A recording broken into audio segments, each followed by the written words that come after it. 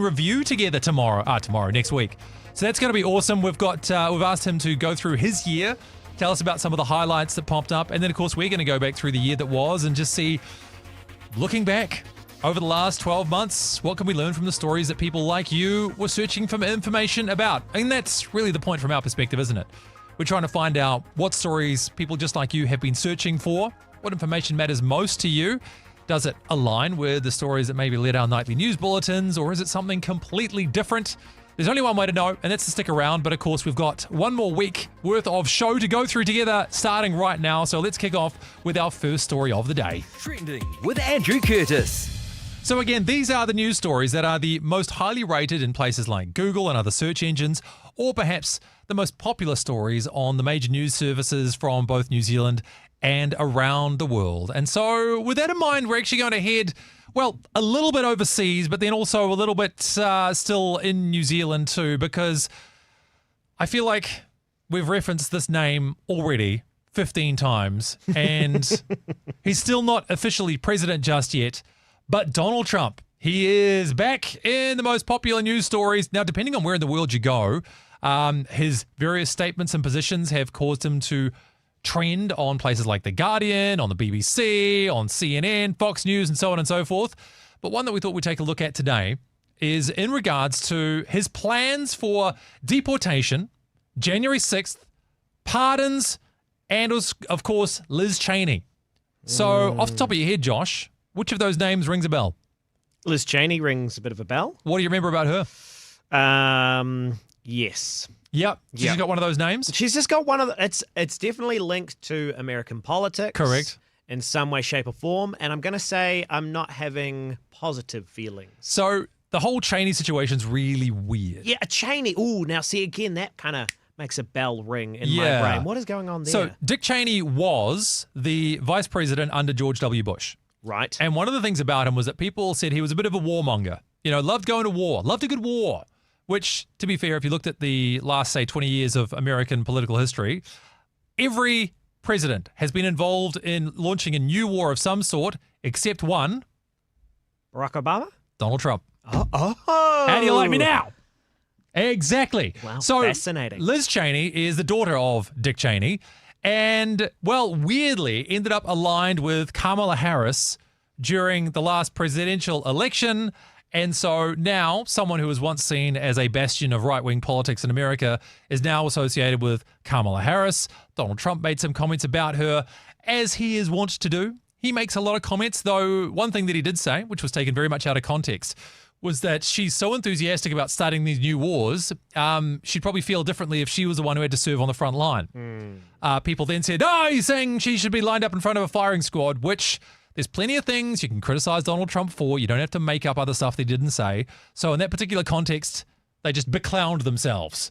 But again, we know that there's a lot of interest, a lot of speculation about what Donald Trump may or may not do. Sorry, just before you jump into the clip we're about to play on the stream, by the way, you're speaking of comments of Donald Trump, but also, by the way, we do want your comments for... Of course, this show. He's right, you know. It is being streamed right now on YouTube and on Facebook. So if you aren't watching, just listening, you can also be watching. I decided to wear a bit of a nicer shirt today. I've been noticing that on the streams, I maybe haven't been looking my best. Oh. Not like, I'm not trying to criticize myself too much, but I'm like, I can put in a little bit more effort. So I've put a little bit more effort in for you today. If you can come watch, we would love to have you. But also... watching or just listening, we want your comments on the stories. What do you think? What are your thoughts? Either 8168 with the keyword REMA via the text, or of course, if you are watching via the stream, just leave a comment below. Your starter comment could be, whose shirt do you prefer? Ooh. I actually feel, Josh, that you've shown me up a little bit today, because I thought, I'll wear a shirt today, but I realized now your shirt is maybe a little more structural and formal than my shirt. Yes. So even though, well, look at that, instant yes. Oh, okay. sorry, I mean... What you mean is, oh no, Andrew, you look... Honestly. I mean, typically, it's the other way around. Sure. Yeah, and so I think I good. win best shirt today. But look, we'll leave it to the comments. Talk is cheap, exactly. So join us in the chat. Join us with your texts. But why don't we take a look at this coverage from CNN then? Taking a look at some comments made from Donald Trump and then speculation about what the next 4 years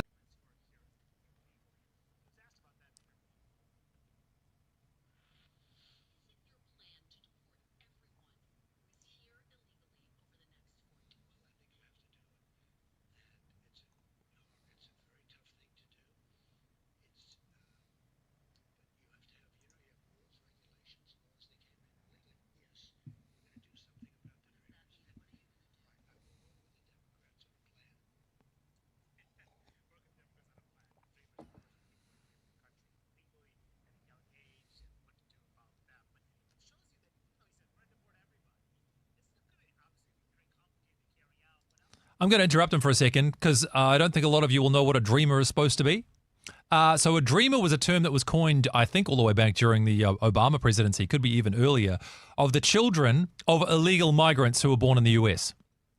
And so what's going to happen to these kids? People who came to the US as children, actually, they may have also come illegally, now that I think about it, because if you're born in the US, you become a naturalized US citizen. So that was a whole discussion as well about what's going to happen. Also, at the risk of sounding politically cynical, a masterful piece of branding to label an illegal migrant a dreamer, isn't it?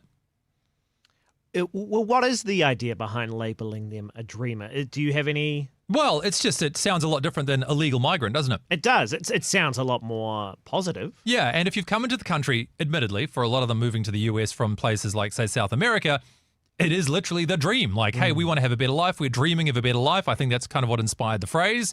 But as Donald Trump, of course, is trying to communicate effectively here, you've also got rules and regulations about how you come into the country. And, well, if you have no penalty for breaking those laws, do you really have the law? That is the question. Anyway, let's go back to see what else they had to say on CNN.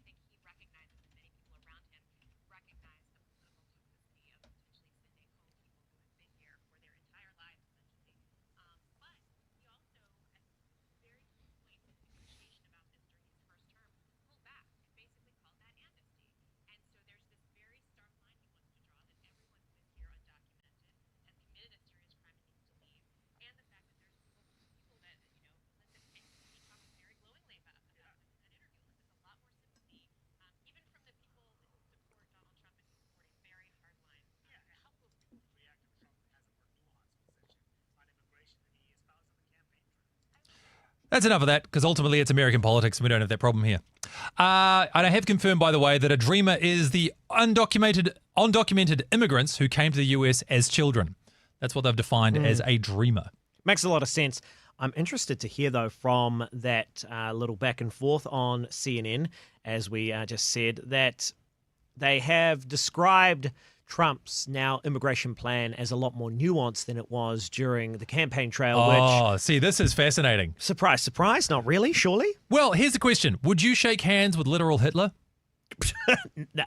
No. You wouldn't? I don't suppose so, no. Well, the reason this is interesting, we didn't get a chance to talk about it last week, so I'm just going to dredge it up now, was that during the campaign, Donald Trump was labeled many things, and one of those was a fascist. And for other people saying, yes, he was like literal Hitler, which, by the way, if you ever hear someone say literal, they're about to say something figurative. Right. It's just the way the word works these days. Literal means figurative. I don't even know if figurative exists as a concept anymore.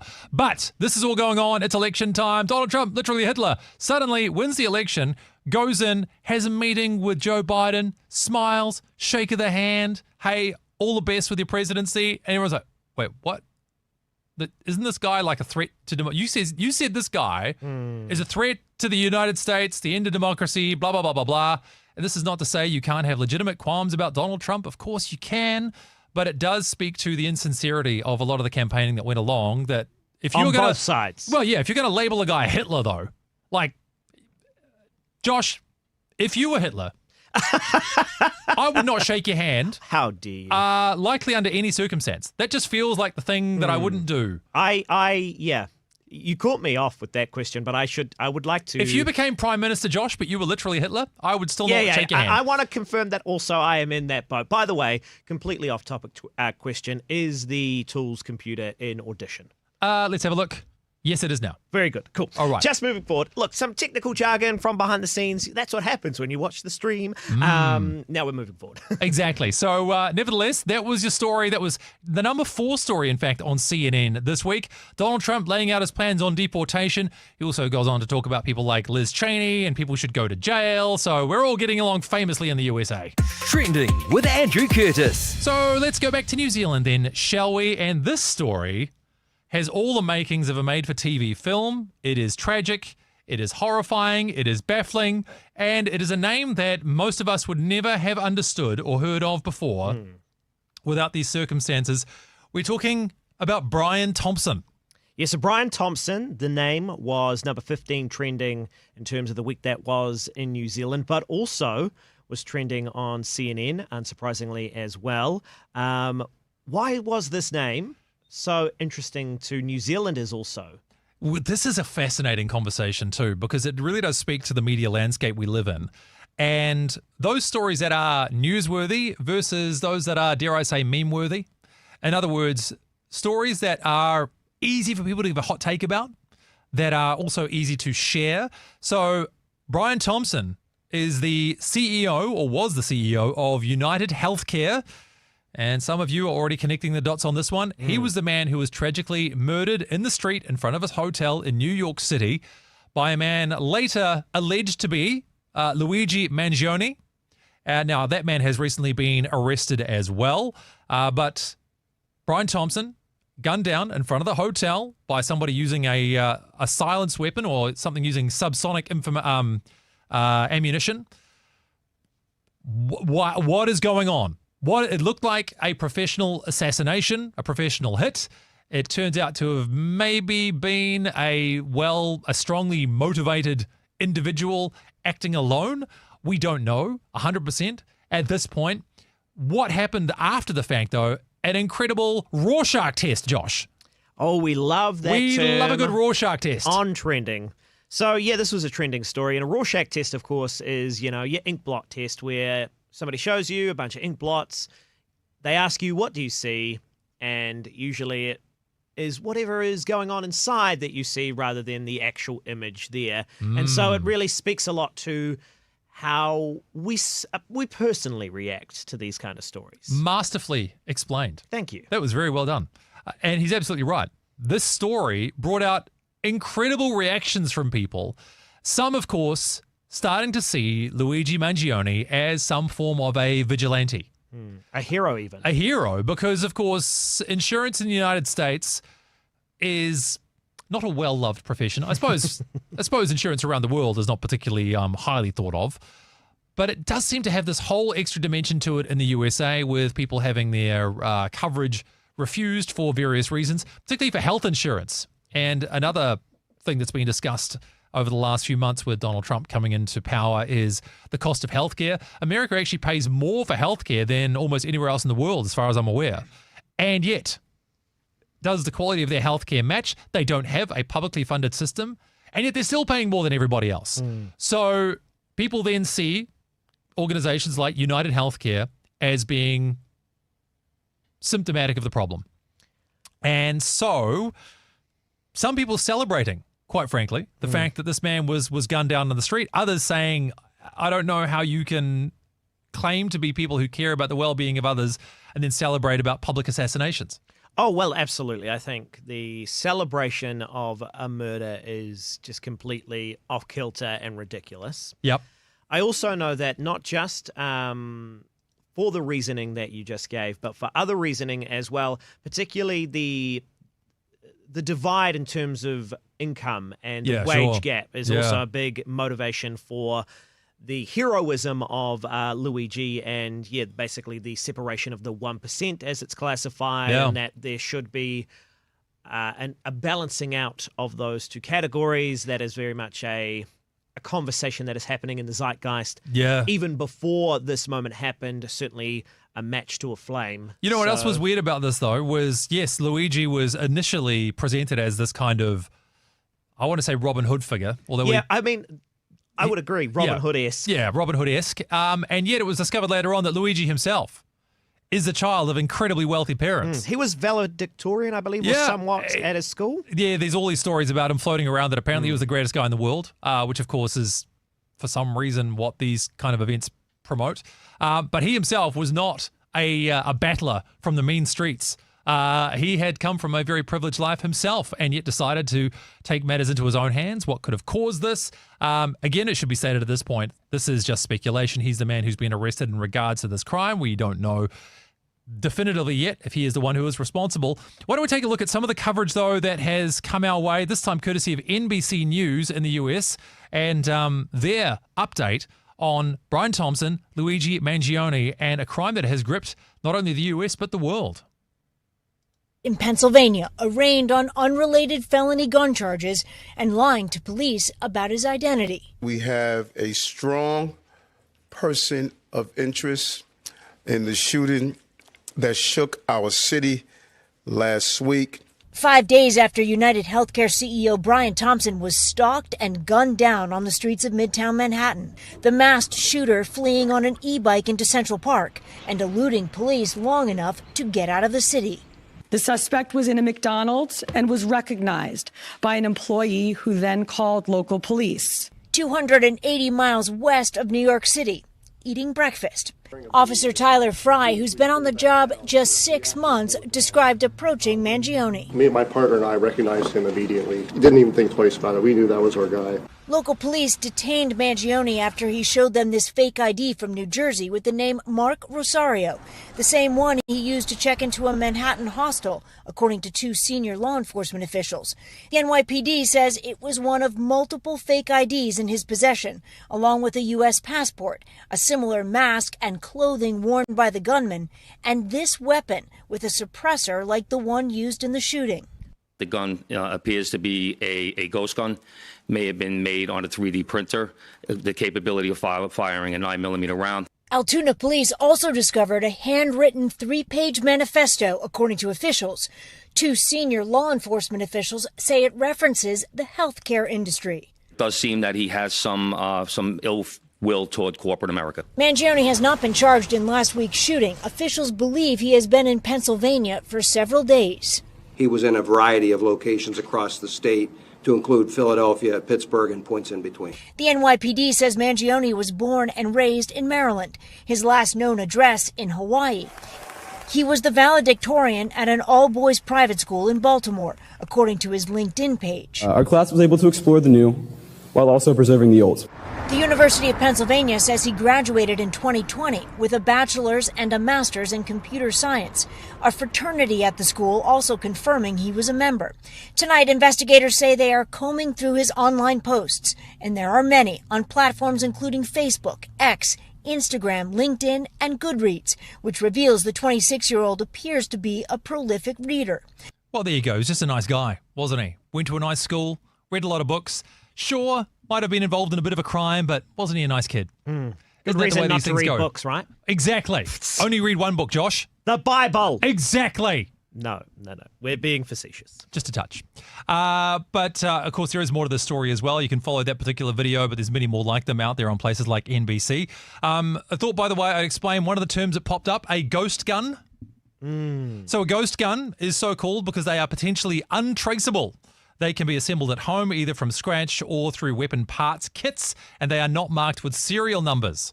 So you heard them talking that perhaps some parts of it might have been 3D printed.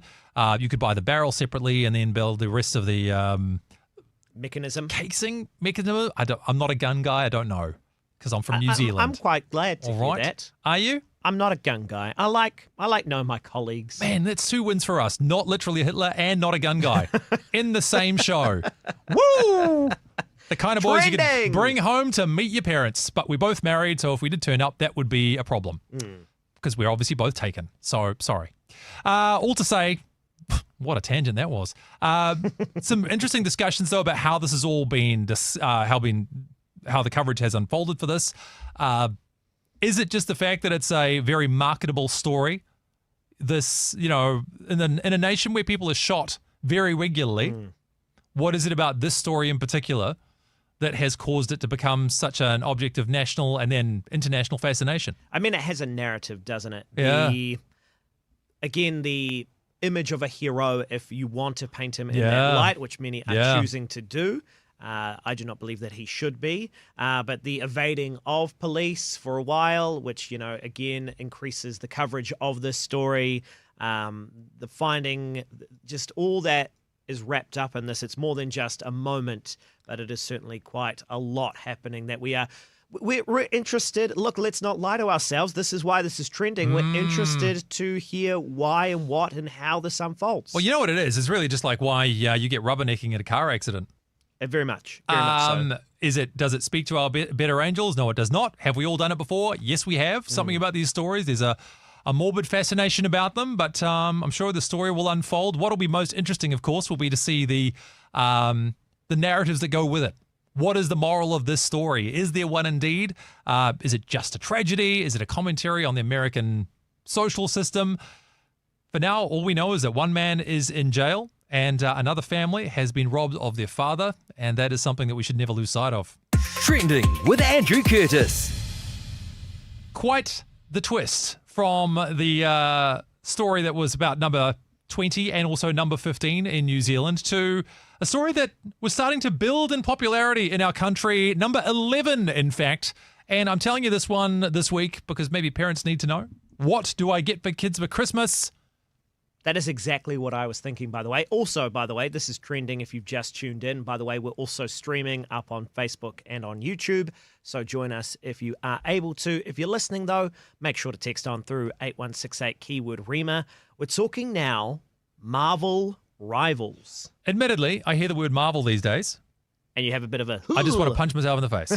Just no. I don't want to know anything more about Marvel. You'd rather anything. walk over broken glass than go to another Marvel movie. I would rather roll over the glass with my face. Yet, of course, there's money to be made. So bold adventures are being made now into, well, a field that I'm actually surprised there aren't better contenders for already. Because as much as the movies do well, video games, Josh.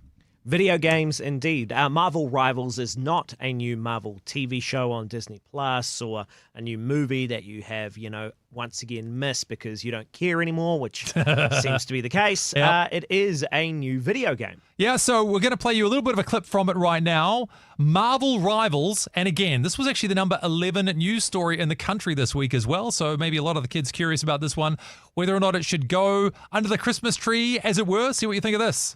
Marvel Rivals. I managed to get a key for this during the alpha, and with the announcement last night that it's also coming to PlayStation and Xbox, I thought it'd be cool to share some footage and impressions with you guys if you're interested in learning more about it. The too long didn't watch is that it's third-person Overwatch, PvP, free-to-play with a massive selection of Marvel characters running on Unreal Engine 5. Throw some destruction in there. Now, we need to translate that into English for a lot of people. I was about to say, I was about to cut in with pause. Andrew, please, could you provide specifically for our REMA listeners some context of what the jargon is that they just heard? Okay, so probably the most helpful thing for you to know is, what will we say? So an FPS is first-person shooter. So in other words, you're running around with guns. That's what it is. It's a basic formula. Interesting coming out of the last story into this one, but anyway. A little bit uncomfortable, but none of them have got silencers, so it's fine. Then Overwatch Lite. Now, Overwatch is a game that was released by Blizzard Entertainment, and some see as being one of the most influential in this first-person shooter kind of genre, where you're running around as like a hero-type character. You've got special abilities that you can use. It can maybe, make you jump fast or go invisible or jump through walls or bounce your bullets off, whatever it is. Combined with, again, the gunplay of running around and shooting at stuff. So that particular game has spawned a whole series of other games that take their inspiration from that sort of thing. That source. So if you are just at home, you're not able to watch us on the stream to get a video sense of what we're looking at, which, by the way, we do have a clip for you we're playing right now if you do want to have a look. Just imagine, maybe if you go back to Wolfenstein. Doom. Doom might be more of a reference that will be. I'm just wondering how old our audience may or may not be. What's a more recent shooter in between? Duke Nukem, maybe. Trying to stagger them through the years. Call of Duty. Thank you. That kind of thing. Call of Duty with a bit more superhero powers. That's actually probably the best way to describe it. I mean, I think the appeal here is you get to play as a superhero, right? So why have they not done more of this earlier? Just be grateful for the sake of your own wallet and maybe your family's mental well-being that they didn't do this before now. Yes. Let's go back to a little bit more of a view of what this game is all about and why, again, it might be the 11th most popular news story in New Zealand over the last week. And some interesting team-up abilities unique to certain groups of heroes, and surely this is a recipe for success, right? Before we dive in though, I have to address the elephant in the room. This is the game that initially had a non-disparagement agreement for their content creator program signing up for keys. Obviously, not a very good look at all, and a terrible decision. They did eventually walk this back though, apologizing, changing the agreement and putting out a statement, welcoming honest thoughts, suggestions and criticisms as they play. This definitely did a lot of damage though and was not a great first impression. Just to explain that for people as well, don't you feel like you're learning a lot today? If you didn't already know about the wonderful world of gaming, there's this whole industry of video game reviewers, of which this guy in particular we're watching right now is a part. And these guys thrive on being given early access to different titles that are about to break out into the market. What happened with this one in particular was, well, as you heard, there are a non-disparagement clause. So in other words, you can't say mean things about the game. We'll give you access because, of course, for these channels, they get big views by being the first people to cover these titles. There's a lot of incentive for them to get access to them. But then the game developers themselves are saying, okay, we'll let you access it, but only if you say we're really good. You can review the game and leave out all your criticism and only say the good things. And then we win, all thumbs up, everybody happy. And then all the parents buy all the kids the game and spend a lot of money come Christmas time. And discover that, in fact, the game was kind of rubbish. Well, but this... However, the Sorry to interrupt you, Andrew, there, but you ask around why there wasn't previously more games like this. There was an Avengers video game, by the way. Did you remember? I do, and it was rubbish. Oh, exactly. It was awful. It was like, hey, we've got all this IP. Cool. Should we build a good game around it? No. What? Where do you get these crazy ideas from? Anyway, a couple more thoughts on this game, and then we'll move on. ironic thing is that it's actually pretty fun in my opinion and has potential for a massive player base. Marvel has a huge audience, not just from the movies, the MCU, but also from its origins in the comic books, graphic novels, cartoons, figurines, etc. And the idea of getting all of these characters together with their friends and enemies, all with unique abilities, ultimates, etc. in a fight that you can control is an enticing prospect, whether you're playing casually or from a competitive standpoint. So there you have it. You join up as a team, you play as a Marvel superhero, you shoot stuff, you use superpowers. What's not to like? Yeah, this is a very popular game already. It is number 11 trending in terms of the week that was. As we lead up to Christmas, I imagine our viewership, our listenership, I should say, probably interested in that regards. Are they hearing from their kids, can we have this? Most likely. It's a... Well, it looks like, at least. We haven't played it, but a pretty good video game. Well, there's only one way to know, isn't there? Marvel. Yeah, because we know you're listening. You know where to find us. Yeah. We reach literally tens of gamers every week. Absolutely. Tens of gamers. There's two of us in this room. Exactly. 100% of the people who host this show play video games. If you are considering a video game for Christmas, is this a thing you even do? I'm curious to know, in fact. Why don't we put this to the people today? Are you going to be buying video games for the kids for Christmas? Or for yourself? Because let's be honest, you're a grown adult. You deserve it. You've been working hard. You're welcome to. You have our permission. You were waiting for that, we know. Yep. And now it is there. Go and buy yourself a video game. Because the other thing I wonder, though, is how easy is it to put a video game these days under the tree? True. To even get a physical copy. That is what I'm saying. That's a great question. If I want to buy this for my nephew, for even my wife, loves to game as well. What a woman. What is the... I know, right? But what do I wrap? What do I That's even a good point. give her? Yeah, a lot of these games now are just downloaded. So unless you get like a PlayStation where you can get a physical copy from somewhere. Unfortunately, though, a lot of the modern PlayStations also don't have disk drives anymore. No. So all you can do is literally just download them off an online service, which, I mean, thoughts and prayers for the nanas and granddads out there. Well, this is what I'm saying. Imagine trying to navigate this. I remember trying to get my 80-year-old grandma to program her VCR back in 1990-something. Right. That was hard enough. Yeah. You imagine trying to tell your nana how to navigate the Steam purchasing page. Oh, yeah. To gift a purchase to their grandson with his Steam ID. I mean, I wonder if even parents are kind of struggling with, like, they want to give to their kid something that they want. They want to review it. You know, I understand the premise, but I don't think if there's a parent listening right now that has a child that has any form of console, there's no way they don't already know how to do this. You reckon? There's no way. I guess you have to. I guess if you are a parent, you have to invest in that knowledge because you have to keep your kids safe. If nothing else, you know how to put the purchasing locks in place. Yeah. And if you don't, God bless you, because that's a miracle. Trending with Andrew Curtis. So let's change tack entirely from video games to criminal supermarkets. Dun, dun, dun. Now, this doesn't surprise me at all that it was number one, however, not via Google, via stuff.co.nz, that plucky little news startup. Oh, yeah. I think it's... Do you remember them? Got a bit of leg, don't you reckon? I hope so. Charges are being laid against supermarkets, but why? What have they done? Were they just being too nice to everyone and that was the problem? The Grocery Commissioner says Kiwis are likely losing tens of millions of dollars a year from supermarket pricing errors. Pierre Van Heerden will soon force supermarkets to regularly disclose information about complaints related to pricing and promotions.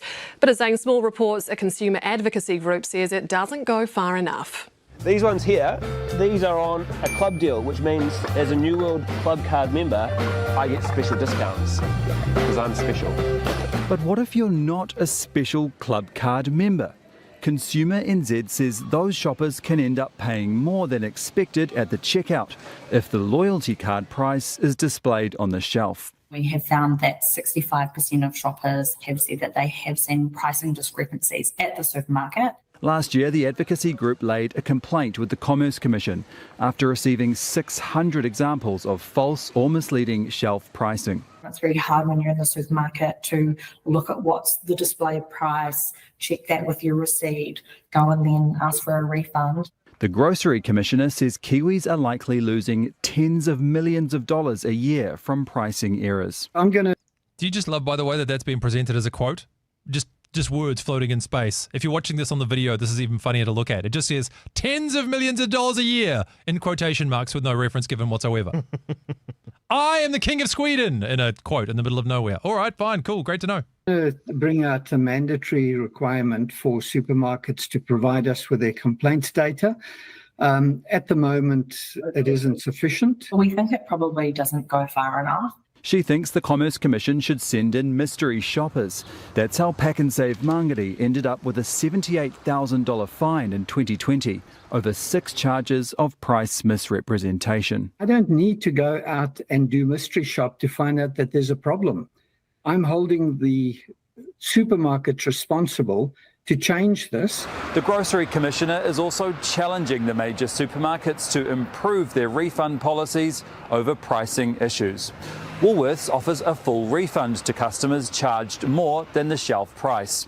But Foodstuffs, the owner of New World and Pack and Save, only refunds the difference between the advertised price and the price charged. Foodstuffs told us we are reviewing our refund policy and customer complaints tracking systems and will carefully consider the Grocery Commissioner's recommendations.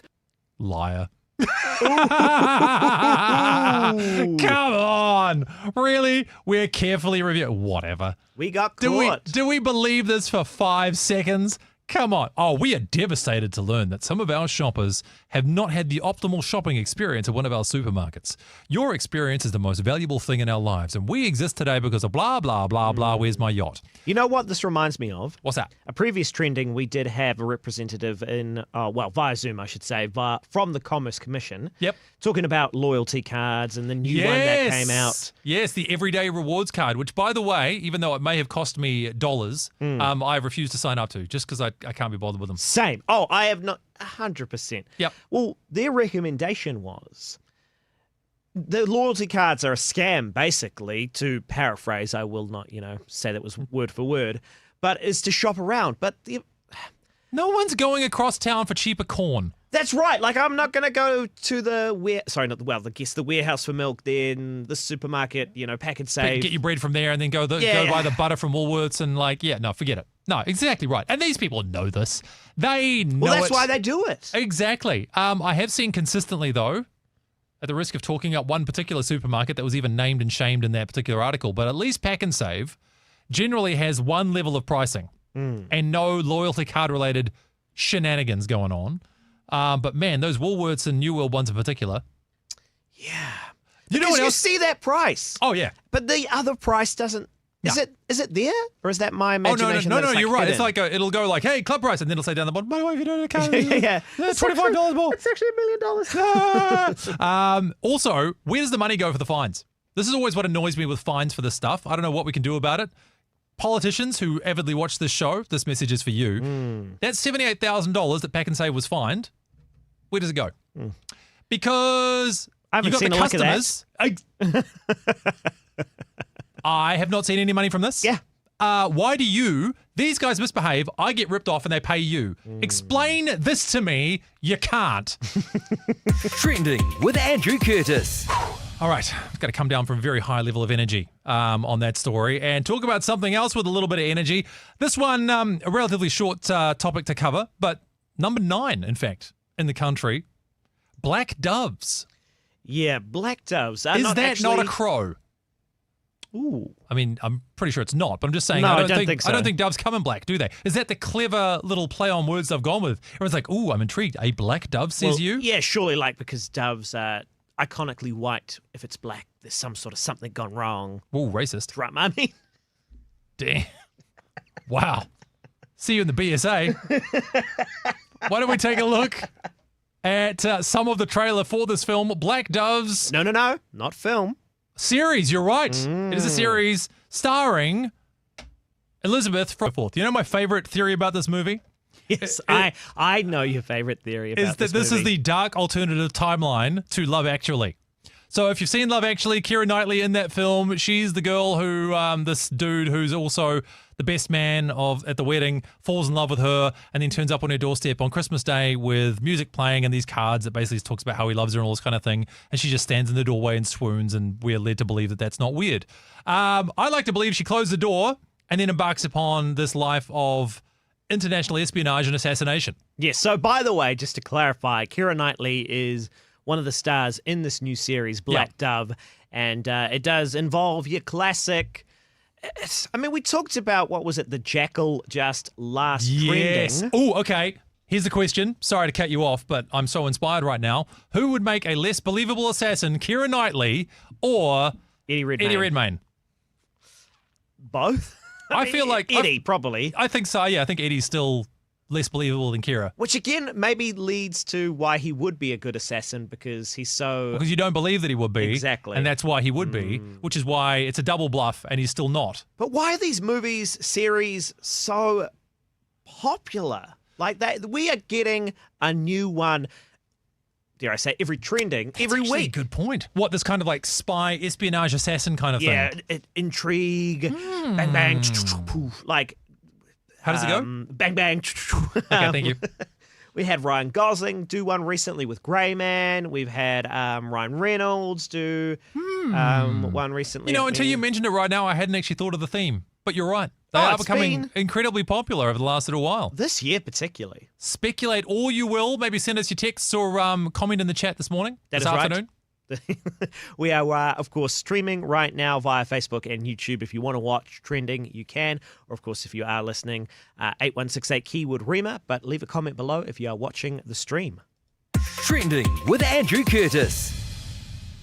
Skipping up the list, though, of the most popular search terms in the country, and music fans, this will come as no surprise to you, but Jay-Z, hip-hop mogul, husband of Beyonce, billionaire, and possibly naughty man. That's a nice way to put it. Isn't it? Is that too much of a euphemism?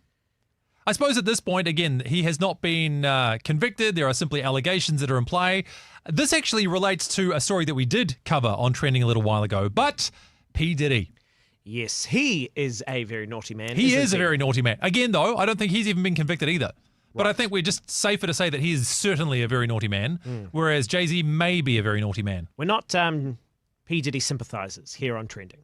Again, another thing to go. So what are we? We're not Hitler, not P. Diddy sympathizers. And what was the other one? What was the other one? If you remember, then let us know. We're kind of, as you might be able to tell, flying off the cuff here today. But no, Jay-Z being accused in a civil lawsuit of sexual assault. And this is in conjunction with Sean Diddy Combs. And here's the way it was covered on NBC News. To get to, including explosive allegations first reported by NBC News being made against rap icon Jay-Z. A new civil lawsuit accuses him of raping a 13-year-old girl with Sean Diddy Combs at a house party more than 2 decades ago. Claims both men deny. NBC's senior legal correspondent Laura Jarrett's here with more. Hey, Laura, good morning. Hey, Hoda, good morning to you. Ever since Combs was indicted by federal prosecutors last fall, these parties he was known for hosting and what celebrities may have attended has been the subject of intense scrutiny. But the blast radius around the star had been relatively contained until now. This morning, disturbing new claims against music icon Jay-Z. A civil lawsuit detailing sexual assault, originally brought against his longtime friend Sean Diddy Combs, now adding new allegations against the rapper whose real name is Sean Carter. Claims both men deny. The anonymous woman, who was 13 at the time, described in the lawsuit as being drugged and raped at an MTV VMAs after party she says Combs hosted in 2000. According to the suit, she recalls accepting a drink from a waitress that made her feel woozy and lightheaded before she says she was raped by Jay-Z and then Combs in a bedroom as an unnamed female celebrity watched. Jay-Z swiftly issuing a statement Sunday calling the claims heinous and accusing the woman's attorney of trying to blackmail him, suggesting the attorney had tried to seek a settlement first, adding, quote, "I implore you to file a criminal complaint, not a civil one. Whomever would commit such a crime against a minor should be locked away. My heart and support goes out to the true victims in the world." The billionaire, who is married to megastar Beyonce, saying he is heartbroken. The couple will have to explain the, quote, cruelty and greed of people to their children. Combs, too, has denied any allegations of sexual assault. Earlier this fall, the plaintiff's attorney, Tony Busby, a personal injury lawyer in Texas, held a press conference after Combs was indicted on federal sex trafficking charges, suggesting more fallout would follow. I expect that through this process, many powerful people will be exposed. Combs pleaded not guilty to the charges and continues to deny the allegations Busby has made against him in a string of civil lawsuits, which Combs' attorneys have dismissed as shameless publicity stunts. But this marks the first suit publicly naming another high-profile celebrity.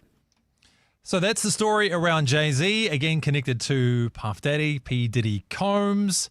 What strikes me in this one, though, the belief that more powerful names may follow. Tragically enough, it just often doesn't work out that way. And as I was watching the story, it reminded me of another name with more famous people who are associated with him. And since then, the list of clients for this particular individual has never been made public and may never be made public. Of course, I'm talking about Jeffrey Epstein. Right. Wow. I'm at a loss for words. I mean, this is...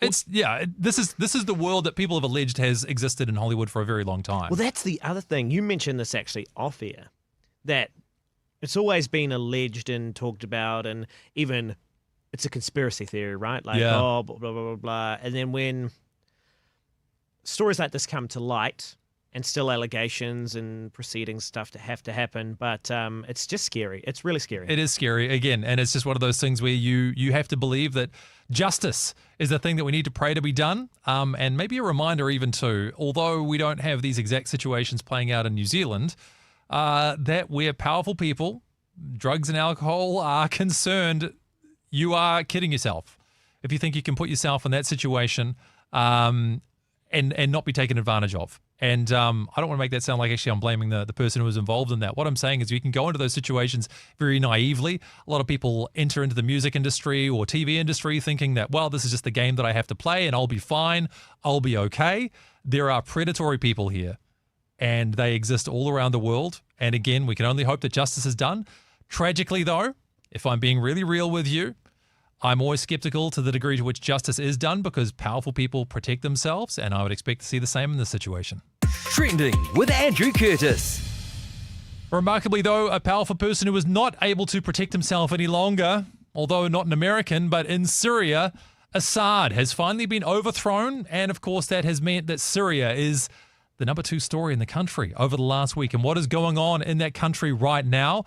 Of course, it's been a brutal dictatorship for many years. Many people greeting the news that Assad has fled the country and his regime has been toppled as positive, though now starting to understand that it's a lot more complex than that. Those who are vying for power in that country are not necessarily a battle of the democratic, peace-loving, liberal democracy enjoyers versus Assad, it may well be much darker than that, and the broader history of, or rather the future for the people of Syria, well, may not be so clear-cut. Nevertheless, we are seeing more news emerge from Syria. One story in particular that we wanted to bring to your attention comes via The Guardian, and the infamous Sernaya prison.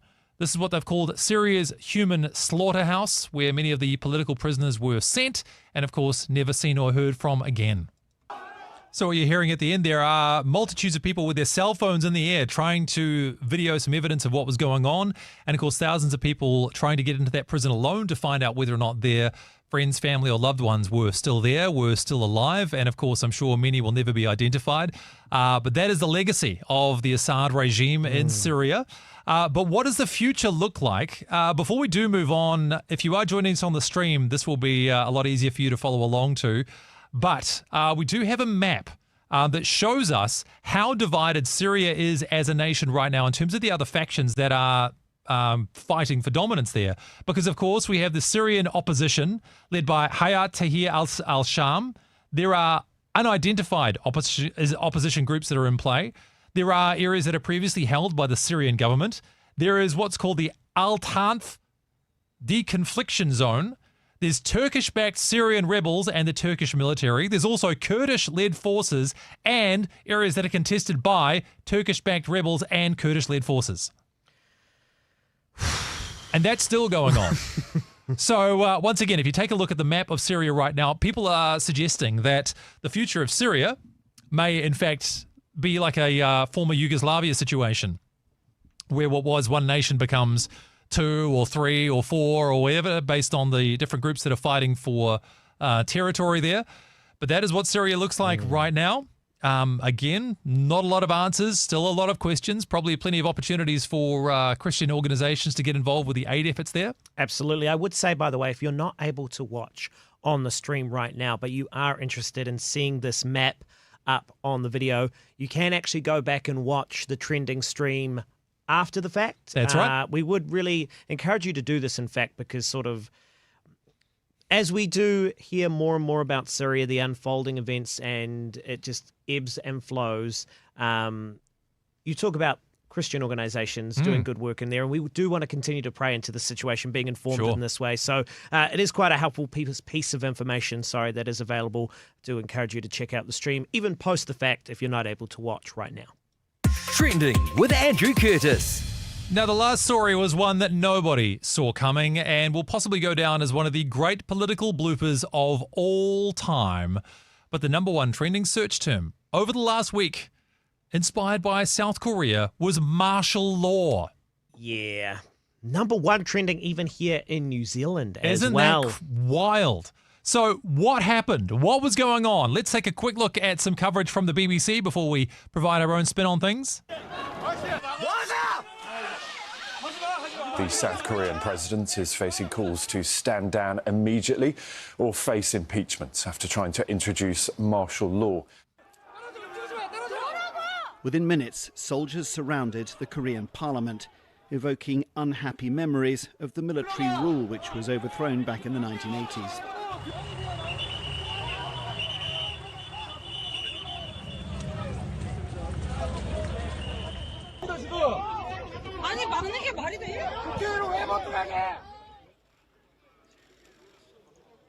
So again, more video than audio there to listen to right now. But basically what we are seeing is footage taken from South Korea around the parliament buildings there. The president tried to declare martial law.